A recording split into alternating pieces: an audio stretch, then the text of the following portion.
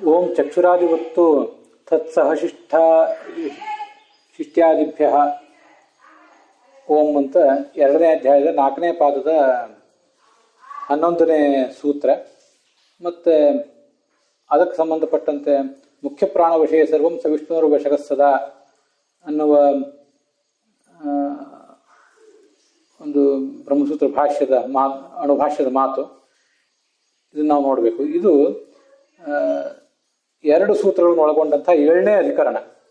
ಈಗ ನೋಡಿ, ನಾವು ಹಿಂದೆ ಮಾಂಸಾಧಿಕರಣ ಅಂತ 13ನೇ ಅಧಿಕರಣ ನೋಡಿ ಮುಗಿಸಿದ್ದೀವಿ. ಅದಾದ್ಮೇಲೆ ಮತ್ತೆ 7ನೇದನ್ನು ಹೇಳ್ತಿದ್ದಾರೆ. ಇದು ಬ್ರಹ್ಮಸೂತ್ರ ಭಾಷ್ಯದಲ್ಲಿರೋ ಕ್ರಮ ಬೇರೆ, ಮತ್ತೆ ಅಣುಭಾಷ್ಯದಲ್ಲಿರೋ ಕ್ರಮ ಬೇರೆ. ಅರ್ಥದ ಸೌಕರ್ಯ ದೃಷ್ಟಿಯಿಂದ ಸ್ವಲ್ಪ ಬದಲಾವಣೆಗಳನ್ನು ಮಾಡ್ಕೊಂಡಿದ್ದಾರೆ. ಹಿಂದೆ ಉತ್ಪತ್ತಿ ಇರುವಂತಹ ಎಲ್ಲಾ ಸಂಗತಿಗಳನ್ನು ಒಟ್ಟಿಗೆ ಹೇಳಬೇಕು, ಮತ್ತೆ ಮುಖ್ಯ ಪ್ರಾಣನ ಪಾರಮ್ಯವನ್ನು ಹೇಳುವಂತಹ ಸಂಗತಿಗಳನ್ನೆಲ್ಲ ಮತ್ತೆ ಇನ್ನೊಂದು ಕಡೆ ಹೇಳಬೇಕು ಅಂತ ಹೀಗೇನೋ ಒಂದು ದೃಷ್ಟಿಕೋನ ಇಟ್ಕೊಂಡು ಹಾಗೆ ಪ್ರಯೋಗ ಮಾಡ್ತಾ ಇದ್ದಾರೆ.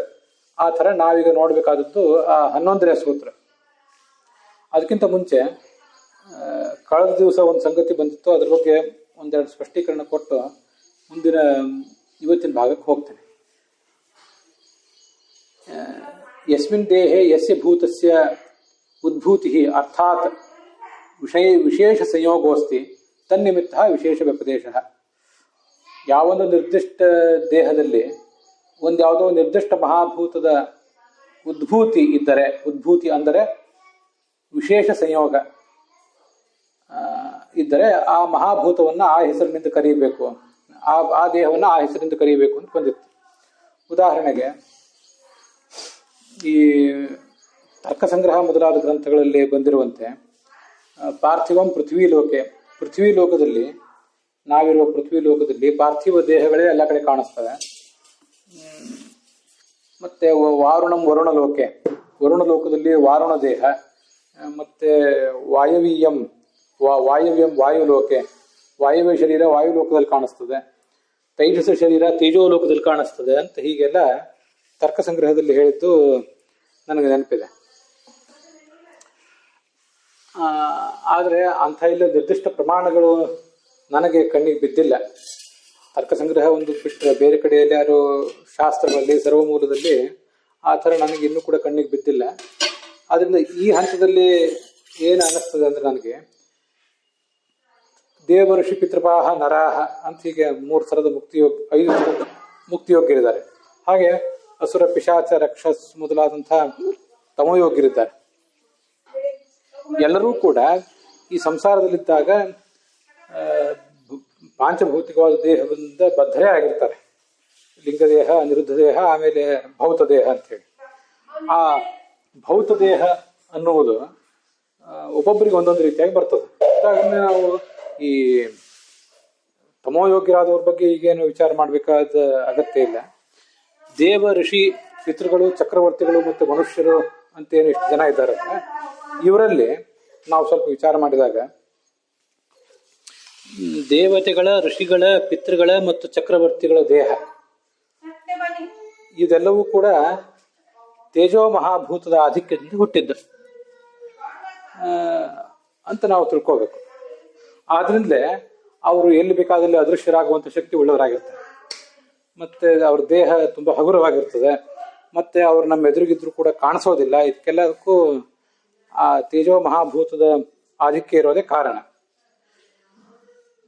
ದೇವತೆಗಳಿಗಿಂತ ಕೆಳಗೆ ಋಷಿಗಳು, ಅವ್ರಿಗಿಂತ ಕೆಳಗೆ ಪಿತೃಗಳು, ಅದಕ್ಕಿಂತ ಕೆಳಗೆ ಚಕ್ರವರ್ತಿಗಳು, ಹೀಗೆ ಬಂದಾಗ ಆ ತೇಜೋ ಮಹಾಭೂತದ ಆಧಿಕ್ಯದಿಂದ ದೇಹ ಹುಟ್ಟುವಿಕೆ ಅನ್ನೋದೇನಿದೆ ಸ್ವಲ್ಪ ಮತ್ತೆ ವ್ಯತ್ಯಾಸ ಆಗ್ತಾ ಬರಬಹುದು ನನಗೆ ಕಾಣಿಸುವಂತೆ. ತಾರತಮ್ಯದಿಂದ ಕೆಳಗೆ ಬಂದಂತೆ ಅವರ ದೇಹದಲ್ಲಿ ಪಾರ್ಥಿವ ಮಹಾಭೂತದ ಅಂಶ ಕೂಡ ಸ್ವಲ್ಪ ಹೆಚ್ಚಾಗುವ ಸಾಧ್ಯತೆ ಇದೆ. ಮತ್ತು ದೇವತೆಗಳಲ್ಲಿ ತೇಜೋದೇಹ, ಪಂಚಮಹಾಭೂತಗಳಿಂದ ಹುಟ್ಟಿದ್ದೇ ಅದರ ತೇಜೋದೇಹ. ಆದ್ರಿಂದಲೇ ಅವರಿಗೆ ಈ ನಮ್ಮಂತೆ ರಕ್ತ ಮಾಂಸಾದಿಗಳು ಇರೋದಿಲ್ಲ. ಮತ್ತೆ ಸಾವು, ಈ ಥರದ ಸಾವು, ಎಲುಬು ಇತ್ಯಾದಿ ಸಪ್ತಧಾತುಗಳು ಯಾವುದೂ ಇರೋದಿಲ್ಲ. ಆದರೆ ಅವರು ಸೃಷ್ಟಿ ಮಾಡಬೇಕಾದ್ರೆ, ಮಕ್ಕಳನ್ನು ಹುಟ್ಟಿಸ್ಬೇಕಾದ್ರೆ ಅವರಿಗೆ ನಮ್ಮಂತೆ ತೇಜಸ್ ಇರೋದಿಲ್ಲ, ವೀರ್ಯ ಇತ್ಯಾದಿಗಳು ನಮ್ಮಂತೆ ಇರೋದಿಲ್ಲ. ಅವರು ಆದರೆ ಪಾಂಚಭೌತಿಕವಾದ ಒಂದು ತೇಜಸ್ಸೇ ವೀರ್ಯವೇ ಅವರಲ್ಲೂ ಇರ್ತದೆ. ಆದರೆ ನಮ್ಮಂತೆ ಇರೋದಿಲ್ಲ ಅಂತ ನನಗೊಂದು ಅನಿಸ್ತದೆ. ಸ್ತ್ರೀಯರ ದೇಹ ಆಗಲಿ ಪುರುಷರ ದೇಹ ಆಗಲಿ ಎಲ್ಲವೂ ಕೂಡ ಯಾವ ರೀತಿಯಾಗಿ ನೈಸರ್ಗಿಕ ನಿಯಮಗಳಿಗೆ ಒಳಪಟ್ಟಿದೆ, ಅಂಥ ನೈಸರ್ಗಿಕ ನಿಯಮಗಳಿಗೆ ಆ ದೇವತಾ ಪುರುಷರ ದೇವತಾ ಸ್ತ್ರೀಯರ ದೇಹ ಒಳಪಟ್ಟಿರೋದಿಲ್ಲ. ಆದರೆ ಎಲ್ಲವೂ ಪಾಂಚಭೌತಿಕವೇ. ಆದರೂ ಹೀಗೊಂದು ವ್ಯತ್ಯಾಸ ಇರ್ತದೆ. ಮತ್ತು ಅವರಿಗೆ ನಾನು ನಿಸರ್ಗದ ನಿಯಮಗಳು ಅಂತ ಹೇಳಿದಾಗ ಅಲ್ಲಿ ಹುಟ್ಟು, ಸಾವು, ದೌರ್ಬಲ್ಯ, ಮತ್ತು ನಿದ್ರೆ, ವಿಶ್ರಾಂತಿ ಎಲ್ಲವೂ ಕೂಡ ಸೇರಿತ್ತು. ಮತ್ತು ಅವರಿಗೆ ಈ ಕಾರಣಕ್ಕಾಗಿಯೇ ಅವರಿಗೆ ತಿನ್ನಲಿಕ್ಕೆ ನಿತ್ಯವೂ ಆಹಾರ ಬೇಕಾಗಿಲ್ಲ, ಆಹಾರವನ್ನೇ ಅವಲಂಬಿಸಿ ಅವ್ರು ಬದುಕಬೇಕಾಗಿಲ್ಲ. ನಮ್ಮ ಪಾರ್ಥಿವ ದೇಹದಲ್ಲಿದ್ದವರಿಗೆ ಆಹಾರ ಅಂತನ್ನುವುದು ಬೇಕಾಗೇ ಆಗ್ತದೆ. ಆಹಾರ ಇಲ್ಲದೆ ಹೋದರೆ ಅವರು ಸತ್ತು ಹೋಗ್ತಾರೆ. ಆದರೆ ಆ ದೇವತೆಗಳು ಮೊದಲಾದವರಿಗೆ ಆಹಾರದ ಅಗತ್ಯ ಪ್ರಾಯ ಇರೋದಿಲ್ಲ.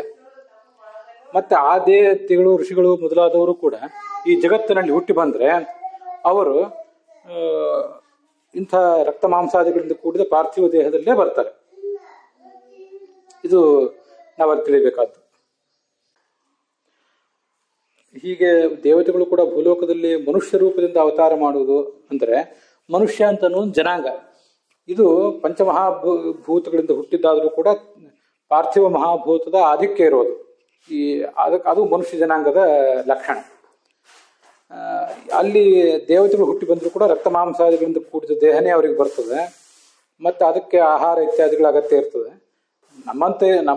ನಮ್ಮಂತೆ ಇರ್ಲಿಕ್ಕಿಲ್ಲ. ಸ್ವಲ್ಪ ಅವರು ಉಪವಾಸ ಎಲ್ಲ ಇದ್ದು ದೀರ್ಘಕಾಲ ಇರಬಲ್ಲರು. ಮೂಲತಃ ಅವರ ಆತ್ಮಕ ಶಕ್ತಿ ಇರೋದ್ರಿಂದ. ಆದರೂ ದೇಹಕ್ಕೊಂದು ಇತಿಮಿತಿ ಇರ್ತದೆ. ಮತ್ತು ಆ ದೇಹಕ್ಕೆ ಮುಪ್ಪು, ಯೌವನ ಇಂಥ ಎಲ್ಲ ಅವಸ್ಥೆಗಳು ಕೂಡ ಇರ್ತವೆ. ಮೂಲ ದೇಹದಲ್ಲಿ ದೇವತೆಗಳ ಸ್ವರೂಪದಲ್ಲಿ ಅವರಿದ್ದಾಗ ಅವೆಲ್ಲ ಇರ್ಲಿಕ್ಕಿಲ್ಲ. ಆದರೆ ಇಲ್ಲಿ ಅವೆಲ್ಲ ಇರ್ತವೆ. ನಂದೊಂದು ಅಬ್ಸರ್ವೇಷನ್ ಇದೆ. ಅದು ಸುಮ್ಮನೆ ಮತ್ತೊಂದು ಸರಿ ಯಾವಾಗಾದರೂ ಎಲ್ಲಾದ್ರೂ ಪ್ರಮಾಣ ಇದ್ದಾಗ ನೋಡಬೇಕು. ನಮ್ಮಂತೆ ಅವರಿಗೆ ತೇಜಸ್ ಇರೋದಿಲ್ಲ, ವೀರ್ಯ ಇರೋದಿಲ್ಲ ಅಂತ ಹೇಳಿದೆ. ಹಾಗೇನೆ ಆ ದೇವತಾ ಸ್ತ್ರೀಯರಿಗೆ ನಮ್ಮಂತೆ ಮಾಸಿಕ ಧರ್ಮವೂ ಕೂಡ ಇರ್ಲಿಕ್ಕಿಲ್ಲ. ಆ ದೇವತಾ ಸ್ತ್ರೀಯರು ಮತ್ತು ದೇವತಾ ಪುರುಷರು ಸಂತಾನೋತ್ಪತ್ತಿ ಮಾಡಲಿಕ್ಕೆ ಹೊರಟಾಗ ತಮ್ಮ ದೇಹದಿಂದ, ತಮ್ಮ ತೇಜೋ ಮಹಾಭೂತದ ಆಧಿಕ್ಯ ಇರುವಂತಹ ದೇಹದಿಂದಲೇ ತಮ್ಮ ಸಂತಾನಕ್ಕೆ ಬೇಕಾದ ಪಂಚಮಹಾಭೂತದ ಒಂದು ಅಂಶವನ್ನೇ ಅವರು ಸೃಷ್ಟಿಸ್ತಾರೆ. ಯಾಕೆಂದ್ರೆ ಅವರಿಂದ ಹುಟ್ಟಿದಂಥ, ಉದಾಹರಣೆ ಶಿವಪಾರ್ವತಿಯಿಂದ ಹುಟ್ಟಿದಂಥ ದೇಹ ಅದು ಕೂಡ ಸ್ಕಂದನ ದೇಹ, ಅದು ಕೂಡ ಪಂಚಮಹಾಭೂತಗಳಿಂದ ಹುಟ್ಟಿದ್ದು. ಆದರೆ ಸ್ತ್ರೀಯರ ಪುರುಷರ ಅಂಶ ಈ ಗಂಡಿನಲ್ಲಿ, ಮನುಷ್ಯ ಗಂಡು ಹೆಣ್ಣುಗಳಲ್ಲಿ ಹೇಗಿರ್ತದೆ ಆ ಥರ ಅಲ್ಲಿ ಇರಲಿಕ್ಕಿಲ್ಲ. ಸ್ವಲ್ಪ ಅದು ವ್ಯತಿರಿಕ್ತವಾಗಿರಬಹುದು. ಮತ್ತೆ ಇದು ಯಾವುದು ಕೂಡ ನಮ್ಮ ಅಧೀನದಲ್ಲಿಲ್ಲ. ಈಗ ಮನುಷ್ಯ ದೇಹದಲ್ಲಿ ಆ ದೇವತಾ ಪುರುಷರು ತಮಗೆ ಬೇಕಾದಾಗ ಈ ಸಂತಾನೋತ್ಪಾದನೆ ಮಾಡ್ಕೊಳ್ಬಲ್ಲರು, ಬೇಡಾದಾಗ ಅದನ್ನು ಬಿಡಬಲ್ಲರು. ಅವರು ದೈವೇ ರತ್ಯೈವಚ ಪ್ರೀತಿ ಅಂತ ಭಾಗವತ ತಾತ್ಪರ್ಯದಲ್ಲಿದೆ. ಕೇವಲ ಸಂತಾನೋತ್ಪತ್ತಿಗಾಗಿ ಅವರು ಮೈಥುನ ಇತ್ಯಾದಿಗಳನ್ನು ಮಾಡಬೇಕಾಗಿಲ್ಲ, ಅವ್ರು ಮಾಡೋದಿಲ್ಲ. ಭಗವಂತನ ಪ್ರೀತಿಗಾಗಿ ಮೈಥುನ ಧರ್ಮವನ್ನು ಆಚರಿಸ್ತಾರೆ ಅವರು ಅಂತಿದೆ. ಆದರೆ ವಿಷ್ಣು ಪುತ್ರಾತ್ಮ ಮಾನುಷೆ, ನಮ್ಮ ಈ ಮನುಷ್ಯರಲ್ಲಿ ಪುತ್ರೋತ್ಪತ್ತಿಗಾಗಿಯೇ ನಾವು ಮೈಥುನವನ್ನು ಮಾಡಬೇಕು, ಅದಲ್ಲದೆ ಇದ್ರೆ ಮಾಡಬಾರದು ಅಂತ ನಿಯಮ ಇದೆ. ಆದ್ದರಿಂದ ಅವರು ಮಾಡುವ ಶಿವ, ಪಾರ್ವತಿ, ಇಂದ್ರ, ಶಚಿ ಮೊದಲಾದವರು ಮಾಡುವಂಥ, ಹಾಗೇನೆ ಅಪ್ಸರೆಯರ ಜೊತೆಗೆ ಅವ್ರು ಮಾಡುವಂಥ ಭೋಗ ಇತ್ಯಾದಿಗಳೆಲ್ಲವೂ ಕೂಡ ಅವ್ರ ಇಚ್ಛೆಯಿಂದ ನಿಯಂತ್ರಿತ ಆಗಿರ್ತದೆ. ಬೇಕಾದಾಗ ಅಲ್ಲಿ ಸಂತಾನೋತ್ಪತ್ತಿ ಬೇಕು ಅಂತ ಅನಿಸಿದ್ರೆ ಅವರು ಸಂತಾನೋತ್ಪತ್ತಿಗೆ ಕಾರಣ ಮಾಡ್ಕೋತಾರೆ ತಮ್ಮ ಮೈಥುನವನ್ನು. ಅದಿಲ್ಲದೆ ಹೋದರೆ ಕೇವಲ ಸುಖಕ್ಕಾಗಿಯೂ ಅದನ್ನು ಸೀಮಿತಗೊಳಿಸಿ ಮುಂದುವರಿತಾರೆ. ಹೀಗೆ ಅದರ ಮೇಲೆ ಅವರಿಗೆಲ್ಲ ಹಿಡಿತಾ ಇರ್ತದೆ. ಆ ಹಿಡಿತಾ ಇರ್ಲಿಕ್ಕೆ ಎಲ್ಲದಕ್ಕೂ ಕೂಡ ಪಂಚಮಹಾಭೂತಗಳಿಂದ ದೇಹ ಹುಟ್ಟಿದ್ರೂ ಕೂಡ ದೇಹದಲ್ಲಿ ತೇಜೋ ಮಹಾಭೂತದ ಆಧಿಕ್ಯ ಇರುವುದೇ ಕಾರಣ ಅಂತ ನನ್ನೊಂದು ಅಬ್ಸರ್ವೇಷನ್ ಇದೆ. ಅದಕ್ಕೆ ಇಲ್ಲಿ ಹೇಳಿದ ಕೆಲವು ವಿಷಯಗಳಿಗೆ ಸ್ಪಷ್ಟವಾಗಿ ನನಗೆ ಆಧಾರ ತೋರಿಸ್ಲಿಕ್ಕೆ ಆಗೋದಿಲ್ಲ. ಅದು ನನ್ನ ಮನಸ್ಸಿಗೆ ಬಂದದ್ದನ್ನು ಹೇಳಿದ್ವಿ. ಮತ್ತೆಲ್ಲಾದ್ರೂ ಅದಕ್ಕೆ ಆಧಾರ ಸಿಗ್ತದ ನೋಡ್ಬೇಕು. ಆಳವಾಗಿ ಆಲೋಚನೆ ಮಾಡಿದಾಗ ನನಗೆ ಹೀಗೆ ಅನಿಸಿದೆ. ಪುರಾಣದ ಕಥೆಗಳು, ಅವರ ಜೀವನ ರೀತಿ ಇತ್ಯಾದಿಗಳನ್ನು ಅಬ್ಸರ್ವ್ ಮಾಡಿದಾಗ ಅದಕ್ಕೆ ಪ್ರಮಾಣಗಳು ಮತ್ತೇನಾದ್ರು ಸಿಗ್ತವ ಅಥವಾ ನನ್ನ ಅಭಿಪ್ರಾಯಕ್ಕೆ ಸಮರ್ಥಕವಾಗಿ ಅಥವಾ ಅದನ್ನು ವಿರೋಧಿಸಕ್ಕೆ ಏನಾದ್ರು ಪ್ರಮಾಣ ಸಿಗ್ತದ ಮುಂದೆ ವಿಚಾರ ಮಾಡಬೇಕು. ಈಗ ಇವತ್ತಿನ ಪಾಠದ ಕಡೆಗೆ ಗಮನ ಹರಿಸೋಣ. 91ನೇ ಗದ್ಯ ಭಾಗ ಅಣುಭಾಷ್ಯದ ತತ್ವಮಂಜರಿಯಲ್ಲಿ ನನು ಅಥಾಪಿ ಯದಾಶ್ರಯಾದಸ್ಯ ಚೇಷ್ಟಾಹ ಅಂತ ಮಹಾಭಾರತದ ಭಾರತೋಕ್ತ ಅಖಿಲ ಚೇಷ್ಟಕತ್ವ ರೂಪ ಮಾಹಾತ್ಮ್ಯವತ್ವಾತ್ ಪ್ರಾಣ ಸ್ವತಂತ್ರ ಯುಕ್ತ್ಯುಪೇತಯ ಅದನ್ನ ನಾವೀಗ ನೋಡಬೇಕಾಗಿದೆ. ಪ್ರಾಣ ಸರ್ವತಂತ್ರ ಸ್ವತಂತ್ರನೋ ಅಥವಾ ಅವನು ಭಗವಂತನ ಅಧೀನನೋ ಅನ್ನೋದನ್ನ ಇವತ್ತಿನ ಈ ಭಾಗದಲ್ಲಿ ನಾವು ನೋಡಬೇಕಾಗುತ್ತೆ. ಅದಕ್ಕೆ ಎರಡೂ ಥರದ ಮಾತುಗಳು ಸಿಗ್ತವೆ. ನಾವು ಹಿಂದೆನೂ ಕೂಡ ಎಲ್ಲಾನು ಅದೇ ಥರ ನೋಡ್ತಾ ಬಂದಿದ್ದೀವಿ. ಎರಡು ಥರದ ವೇದವಾಕ್ಯಗಳು ಸಿಗ್ತಿರ್ತವೆ. ಮತ್ತು ಅದರಲ್ಲಿ ಒಂದು ವೇದವಾಕ್ಯಕ್ಕೆ ಯಾವುದೋ ಒಂದು ಯುಕ್ತಿಯ ಬೆಂಬಲವೂ ಕೂಡ ಇರ್ತದೆ. ಆ ಯುಕ್ತಿ ಅಂತ ಅನ್ನೋದು ಮತ್ತೊಂದು ವೇದವಾಕ್ಯದಿಂದ ದೊರೆತದ್ದಾಗಿರಬಹುದು, ಅಥವಾ ಯಾವುದೋ ಸ್ಮೃತಿ ಅರ್ಥಾತ್ ಪುರಾಣ ವಾಕ್ಯದಿಂದ ದೊರೆತದ್ದಾದರೂ ಇರಬಹುದು. ಹೀಗೆಲ್ಲ ಆಗ್ತಿರ್ತದೆ. ಇಲ್ಲಿ ಏನಾಗಿದೆ ನಾವೀಗ ನೋಡ್ಬೇಕಾದದ್ದು, ಇದು 2ನೇ ಅಧ್ಯಾಯದ 4ನೇ ಪಾದದ 11ನೇ ಸೂತ್ರ ಅಂತ ನಾನು ಹೇಳಿದೆ. ಅಲ್ಲಿ ಏನು ವಿಷಯ ಬಂದಿದೆ ಅಂದರೆ, ಅಗ್ನಿವೇಶ ಶ್ರುತಿಯನ್ನು ಮೊದಲು ಹೇಳಬೇಕು, ಗಮನಿಸ್ಬೇಕು ನಾವು. ಪ್ರಾಣಾದಿತಮಾವಿರಾಸೀತ್ ಪ್ರಾಣೋಧತ್ತೆ ಪ್ರಾಣೇ ಲಯಮಭ್ಯುಪೈತಿ ನ ಪ್ರಾಣ ಕಿಂಚಿದಾಶ್ರಿತ ಐತಿ ಅಗ್ನಿವೇಶ ಶ್ರುತವು. ಅದನ್ನು ರಾಘವೇಂದ್ರ ಸ್ವಾಮಿಗಳು ನ ಪ್ರಾಣ ಕಿಂಚಿದಾಶ್ರಿತ ಅಂತ ಮಾತ್ರ ತಗೊಂಡಿದ್ದಾರೆ. ಅದನ್ನು ಗಮನಿಸಿ. ಅಗ್ನಿವೇಶ ಶ್ರುತಿಯಲ್ಲಿ ಈ ಪ್ರಾಣನಿಂದಲೇ ಇದೆಲ್ಲವೂ, ಈ ಜಗತ್ತೆಲ್ಲವೂ ಆವಿಷ್ಕೃತ ಆಯಿತು, ಅವನೇ ಇದನ್ನು ಧರಿಸ್ತಾನೆ, ಮತ್ತೆ ಈ ಜಗತ್ತೆಲ್ಲವೂ ಪ್ರಾಣನಲ್ಲೇ ಲಯ ಹೊಂದುತ್ತದೆ ಅಂತೆಲ್ಲ ಬಂದಿದೆ. ಹೀಗೆ ಪ್ರಾಣನಿಗೆ ಮಹತ್ವವನ್ನು ಹೇಳಿದ್ದಾರೆ ಅಲ್ಲಿ. ಮತ್ತು ಪ್ರಾಣ ಯಾರನ್ನು ಅವಲಂಬಿಸಿಲ್ಲ, ಕೊನೆಗೆ ಬಂದಿರೋದು. ಅದರಿಂದ ಅವನು ಸ್ವತಂತ್ರ ಅಂತ ಹೀಗೆ ಹೇಳಿದ್ದಲ್ಲಿ ಕಾಣಿಸ್ತದೆ. ನ ಕಿಂಚಿದಾಶ್ರಿತ ಇತಿ. ಹೀಗೆ ಈ ಮಾತಿನಿಂದ ಅವನಿಗೆ ಸ್ವಾತಂತ್ರ್ಯ ಕಂಡು ಬರ್ತದೆ. ಮತ್ತು ಅದಕ್ಕೊಂದು ಯುಕ್ತಿ ಕೂಡ ಮಹಾಭಾರತದಲ್ಲಿ ದೊರೆಯುತ್ತದೆ. ಯದಾಶ್ರಯಾದಸ್ಯ ಚೇಷ್ಟ ಸೋನ್ಯಂ ಕಥಮುಪಾಶ್ರಯೇತ್. ಯಾವ ಮುಖ್ಯ ಪ್ರಾಣ ಆಶ್ರಯದಿಂದ ಈ ಜಗತ್ತಿಗೆಲ್ಲ ಚೇಷ್ಟೆ ಆಗ್ತದೋ, ಅಂದ್ರೆ ಚಟುವಟಿಕೆ ಆಗ್ತದೋ, ಅಂತಹ ಪ್ರಾಣ ಬೇರೆ ಯಾರನ್ನ ಅವಲಂಬಿಸುವ ಅಗತ್ಯ ಏನಿದೆ ಅವನಿಗೆ? ಏನು ಅಗತ್ಯವೂ ಕೂಡ ಇಲ್ಲ. ಸೋನ್ಯಂ ಕಥಮುಪಾಶ್ರಯೇತ್. ಈ ಪ್ರಾಣನನ್ನ ದೃಷ್ಟಾಂತವನ್ನಾಗಿ ಇಟ್ಕೊಂಡು ಈ ಜಗತ್ತಿನ ಯಾರ್ಯಾರೋ ರಾಜರನ್ನ ದಾರ್ಷ್ಟಾಂತಿಕವಾಗಿ ಹೇಳ್ತಿದ್ದಾರೆ. ಚೆನ್ನಾಗಿದೆ, ನಾವು ಅನುಸಂಧಾನ ಮಾಡಲಿಕ್ಕೂ ಕೂಡ. ಯಥಾ ಪ್ರಾಣಸ್ತಥಾ ರಾಜ ಸರ್ವಸ್ಯ ಈಗ ಆಶ್ರಯೋ ಭವೇತ್. ಪ್ರಾಣ ಹೇಗೆ ಸರ್ವಕ್ಕೂ ಆಶ್ರಯನೋ ಹಾಗೆ ಈ ಜಗತ್ತಿನ ರಾಜರು ಕೂಡ ಎಲ್ಲಕ್ಕೆ ಆಶ್ರಯರು ಅಂತ. ಸಾಮಾನ್ಯವಾಗಿ ಈ ಶಾಸ್ತ್ರೀಯ ಸಂಗತಿಗಳನ್ನು ಲೌಕಿಕ ದೃಷ್ಟಾಂತದಿಂದ ಹೇಳ್ತಿರ್ತಾರೆ.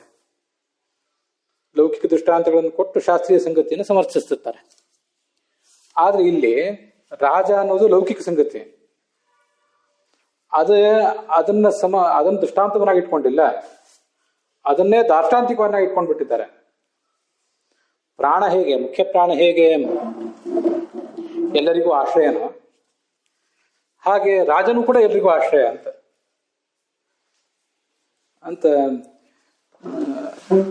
ಒಂದು ದೃಷ್ಟಾಂತ ಕೊಟ್ಟಿದ್ದಾರೆ. ಆದ್ರಿಂದ ಶಾಸ್ತ್ರಗಳ ದೃಷ್ಟಿಯಲ್ಲಿ ಪ್ರಾಣ ಸರ್ವಾಶ್ರಯ ಅಂತನ್ನೋದು ನಿಶ್ಚಿತವಾದ ವಿಷಯ. ಅದ್ರ ಬಗ್ಗೆ ವಿವಾದವೇ ಇಲ್ಲ ಅವರಿಗೆ. ವಿವಾದ ಯಾರಿಗಾದ್ರೂ ಇದ್ರೆ ಅದು ಮಂದರಿಗೆ ವಿವಾದ ಅಷ್ಟೆ. ಪ್ರಾಜ್ಞರಿಗೆ ಅದ್ರ ಬಗ್ಗೆ ವಿವಾದವೇ ಇಲ್ಲ. ವಿವಾದ ಅತೀತವಾದ ಸಂಗತಿಯನ್ನು ಇಟ್ಕೊಂಡು ಈ ಜಗತ್ತಿನಲ್ಲಿ ರಾಜರನ್ನ ದಾರ್ಷ್ಟಾಂತಿಕವಾಗಿ ತಗೊಂಡಿದ್ದಾರೆ. ರಾಜರೆಲ್ಲರೂ ಮನುಷ್ಯರಿಗೆ, ಪ್ರಜೆಗಳಿಗೆ ಆಶ್ರಯರು. ಹೇಗೆಂದ್ರೆ ಪ್ರಾಣ ಎಲ್ಲರಿಗೂ ಹೇಗೆ ಆಶ್ರಯನೋ ಅಂತ ಇಲ್ಲಿ ಯುಕ್ತಿ ಬಂದಿದೆ.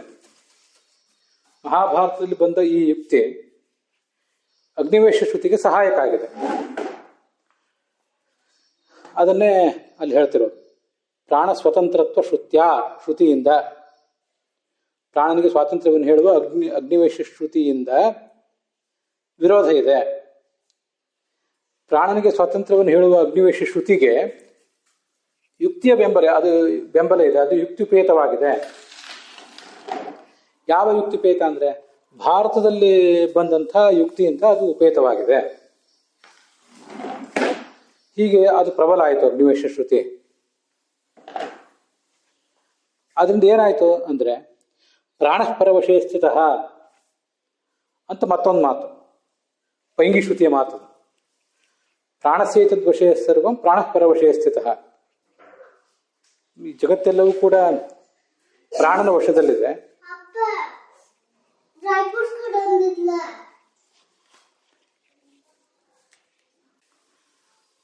ಜಗತ್ತೆಲ್ಲವೂ ಪ್ರಾಣನ ಅಧೀನದಲ್ಲಿದೆ. ಪ್ರಾಣ ಪರ ಅಂದರೆ ಪರಮಾತ್ಮನ ಅಧೀನದಲ್ಲಿದ್ದಾನೆ.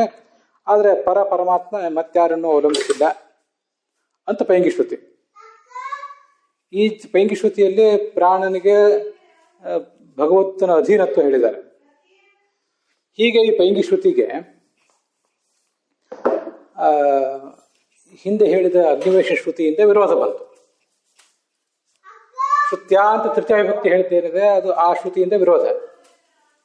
ಷಷ್ಠಿ ವಿಭಕ್ತಿಯಲ್ಲಿ ಏನು ಹೇಳಿದ್ದಾರೆ, ಆ ಶ್ರುತಿಗೆ ವಿರೋಧ. ಹೀಗೆ ಅದನ್ನು ಗಮನಿಸಬೇಕು.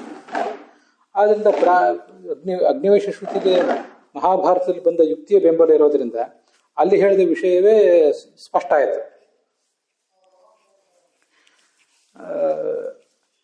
ಆದ್ದರಿಂದ ಅದು ಪ್ರಬಲ ಆಯಿತು.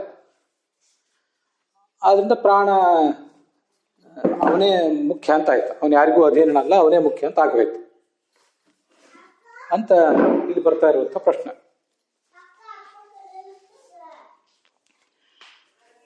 ವಿರುದ್ಧತ್ವೇನ ಅಪ್ರಾಮಾಣ್ಯಂ ಸ್ಯಾತ್. ಪೈಂಗಿ ಶ್ರುತಿಗೆ ಪ್ರಾಣಃಪರವಶೇ ಸ್ಥಿತ ಅನ್ನುವಂಥ ಪೈಂಗಿ ಶ್ರುತಿಗೆ ಅಗ್ನಿವೇಶ ಶ್ರುತಿಯಿಂದ ಅಪ್ರಾಮಾಣ್ಯ ಬಂತು ಅಂತ ಪ್ರಶ್ನೆ. ಅದಕ್ಕೆ ಈ ಚಕ್ಷುರಾದಿತ್ಯಾದಿ 2 ಸೂತ್ರಗಳನ್ನು ಒಳಗೊಂಡ ಒಂದು ಸಪ್ತಮಾಧಿಕರಣ ಹೊರಟಿದೆ. ಅದರ ಅರ್ಥವನ್ನು ಆಚಾರ್ಯರು ಮುಖ್ಯ ಪ್ರಾಣವಶೇ ಸರ್ವಂ ಸವಿಷ್ಣುರು ವಶಗ ಸದಾ ಅಂತ ಸಂಗ್ರಹಿಸಿದ್ದಾರೆ. ಅಲ್ಲಿಗೆ ಇವತ್ತಿನ ಈ ಭಾಗ ಸಮಾಪ್ತ ಆಗಿದೆ.